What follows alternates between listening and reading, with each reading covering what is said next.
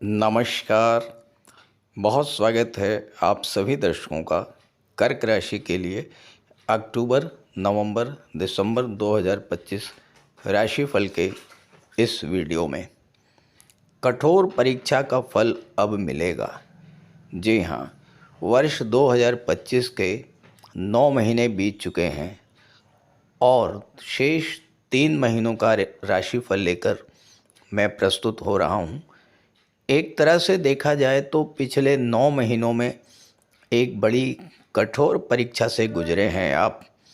2025 मंगल का वर्ष है और 2025 के आरंभ से ही तमाम तरह की नकारात्मक घटनाएं घटित होती आई हैं, चाहे आर्थिक मोर्चा हो, चाहे करियर प्रोफेशन का मैटर हो, रिलेशंस, बिजनेस या प्रॉपर्टी रिलेटेड मामले हों। हर क्षेत्र में एक लगातार अप डाउन की स्थिति से गुजरे हैं आप।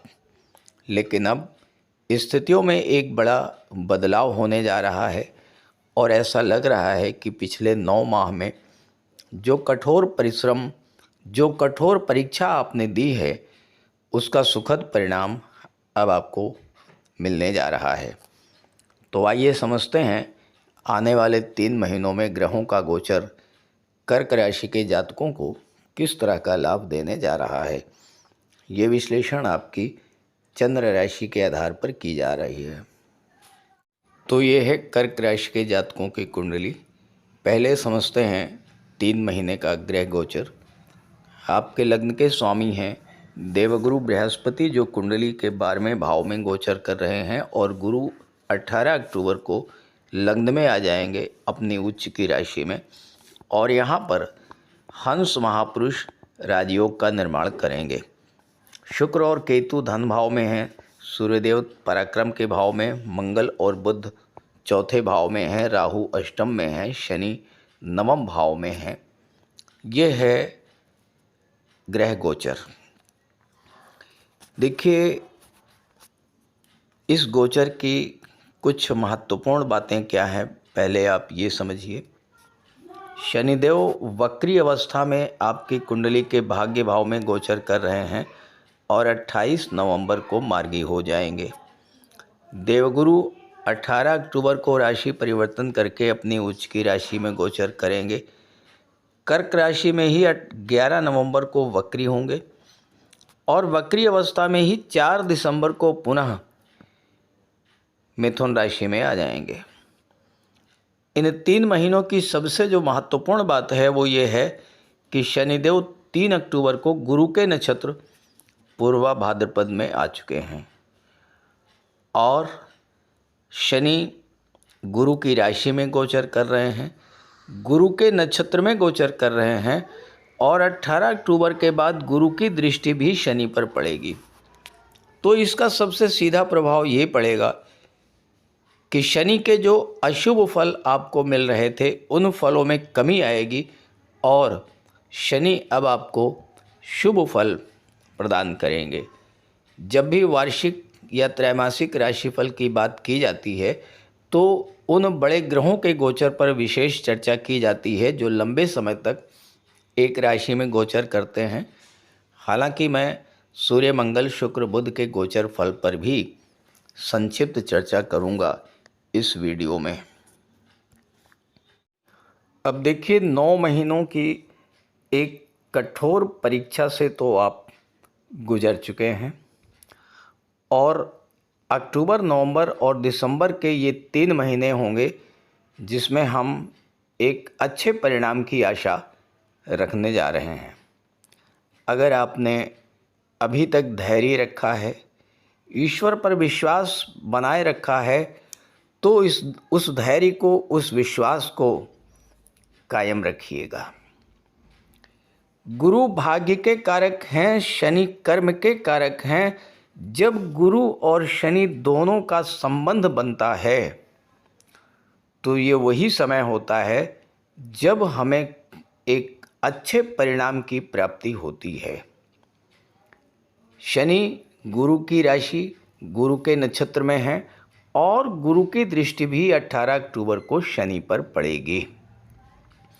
अब देखिए यहाँ पर गुरु के पास दो घर हैं।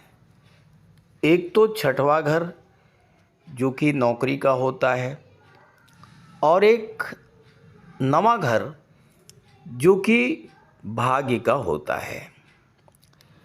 शनि के पास भी दो घर हैं, सातवां घर और आठवां घर।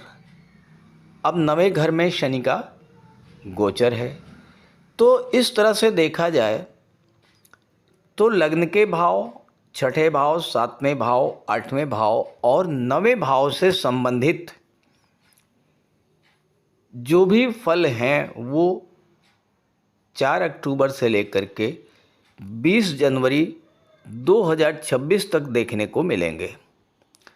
अब ऐसा भी कह सकते हैं कि 2026 की जो शुरुआत है उसका आधार कहीं ना कहीं इन 3 महीनों में छुपा होगा।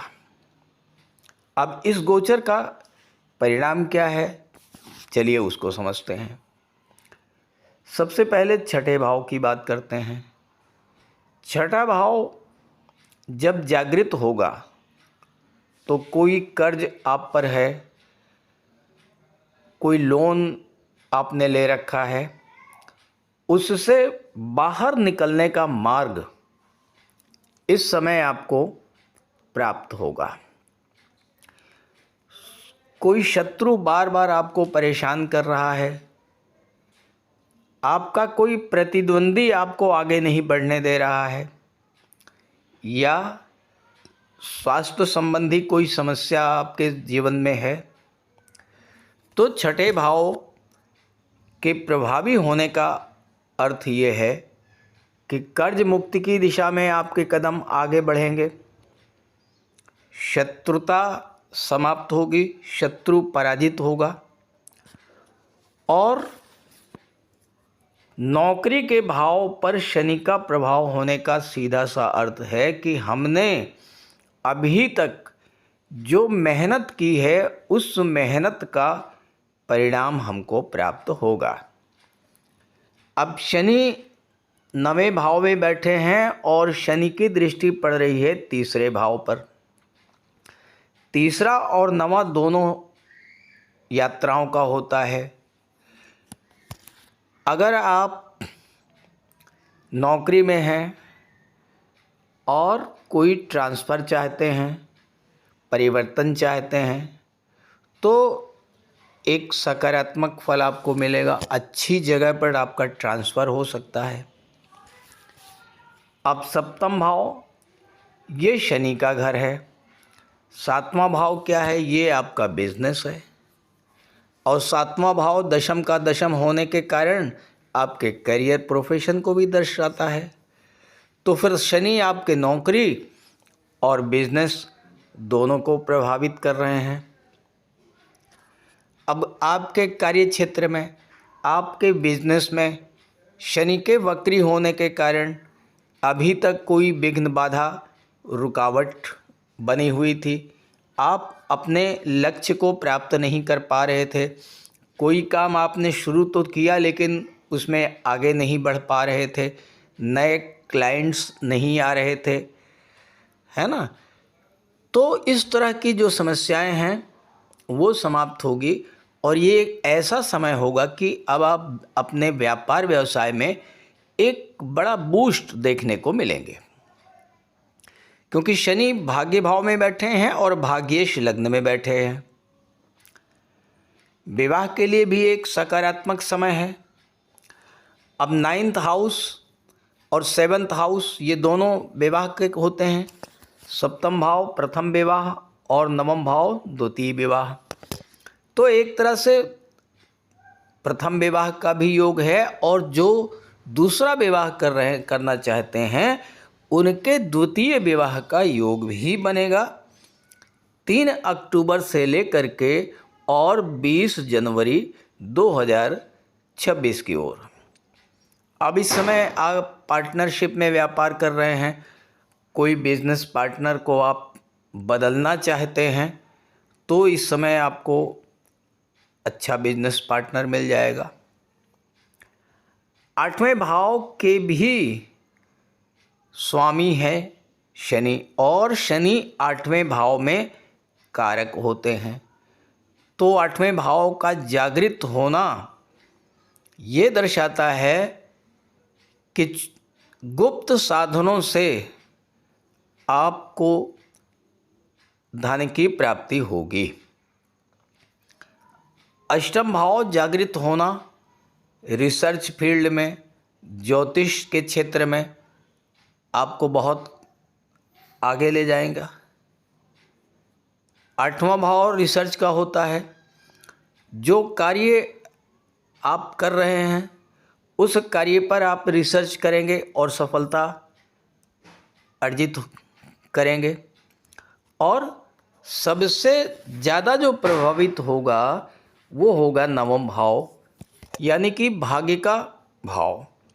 शनिदेव तो विलंब के कारक होते हैं, लेकिन अगर अभी तक आपको भाग्य का उतना साथ नहीं मिल रहा था जितना मिलना चाहिए, तो 4 अक्टूबर से 20 जनवरी तक शनिदेव गुरु के नक्षत्र पे आ चुके हैं, और गुरु इस समय अतिचारी अवस्था में गोचर कर रहे हैं, बहुत तीव्र गति से गतिमान है। तो उसी तरह से भाग्य भी तीव्र गति से उन्नति करेगा। अब कर्क राशि पर आपके लग्न पर देवगुरु बृहस्पति 18 अक्टूबर पर आ जाएंगे,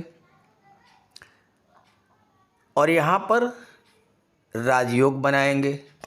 गुरु की दृष्टि कहाँ पड़ेगी? 5वें पर, 7वें पर और 9वें पर। तो संतान पक्ष के लिए अच्छा है। गुरु ज्ञान के कारक हैं, शिक्षा के कारक हैं, छात्रों के लिए भी अच्छा रहेगा। दाम्पत्य जीवन और व्यापार के लिए अच्छा रहेगा, और भाग्य का सपोर्ट आपको मिलेगा। इस तरह की चीज़ें आपको इस गोचर काल में प्राप्त होने जा रही हैं। अब आइए बाकी ग्रहों का क्या प्रभाव पड़ेगा इसे भी समझते हैं। अब आपकी कुंडली के 11वें भाव के स्वामी हैं दैत्य गुरु शुक्र। 11वां भाव क्या होता है? आपकी इनकम का होता है, आपकी इच्छा पूर्ति का होता है। शुक्र आपकी इच्छाओं को दर्शाते हैं। शुक्र धन भाव में गोचर करेंगे 9 अक्टूबर तक। तो यहाँ पर धन की प्राप्ति तो होगी ही, आपकी किसी पुरानी इच्छा की पूर्ति भी हो सकती है। और वो कौन सी इच्छा? वो इच्छा प्रॉपर्टी से रिलेटेड, क्योंकि चौथे भाव में मंगल का गोचर है, और 27 अक्टूबर तक मंगल चौथे भाव में रहेंगे। तो शुक्र और मंगल दोनों मिलकर के आपकी भूमि भवन या प्रॉपर्टी से रिलेटेड कोई इच्छा को जरूर पूरा करेंगे। अब इसके बाद 9 अक्टूबर को शुक्र तीसरे भाव में आ जाएंगे। तीसरा भाव संचार माध्यमों का होता है। तीसरा भाव सोशल मीडिया को दर्शाता है, कला जगत को दर्शाता है, और यहाँ पर शुक्र शनि का दृष्टि संबंध बनेगा।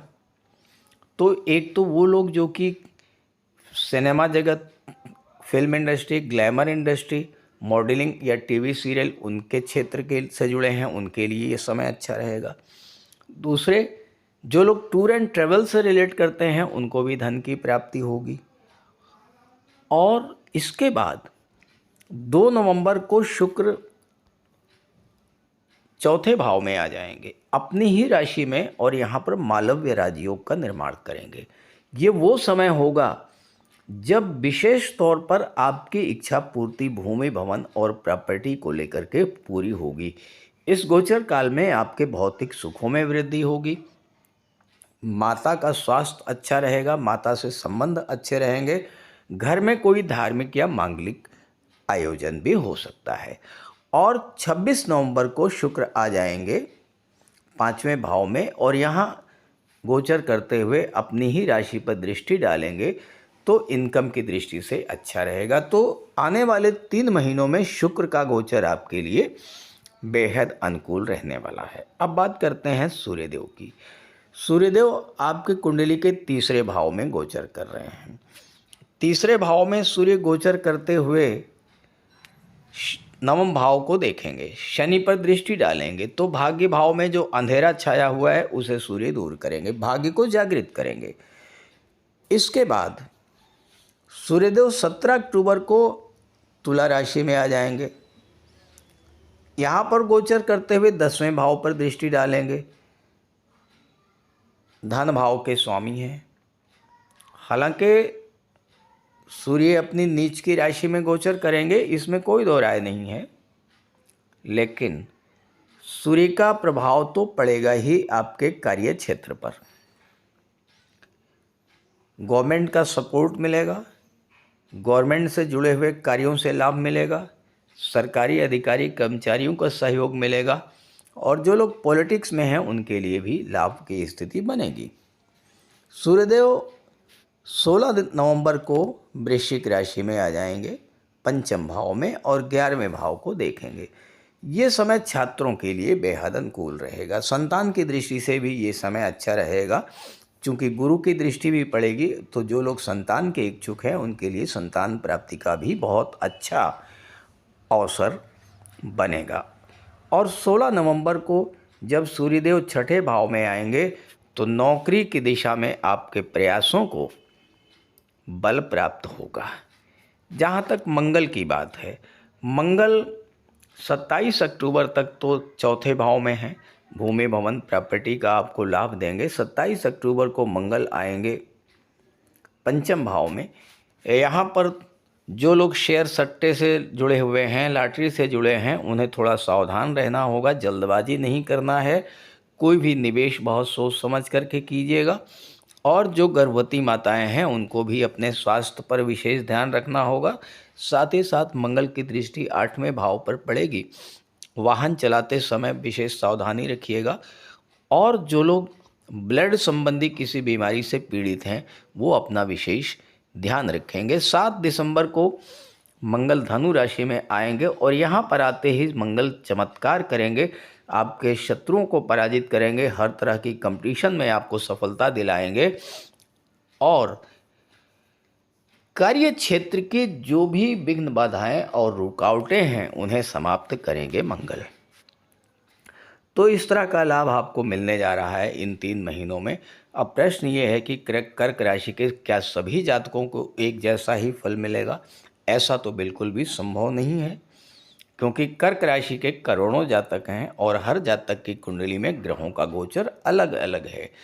तो अगर आप ये जानना चाहते हैं कि आपकी कुंडली के आधार पर, ग्रहों के गोचर के आधार पर किस कारण से आपके जीवन में समस्याएं हैं और क्या उसका निवारण है, तो इसी वीडियो के डिस्क्रिप्शन बॉक्स में मैंने अपना व्हाट्सएप नंबर दे दिया है। आप वहां पर अपनी समस्या भेज सकते हैं और मैं उसका समाधान करने का पूरा प्रयास करूंगा।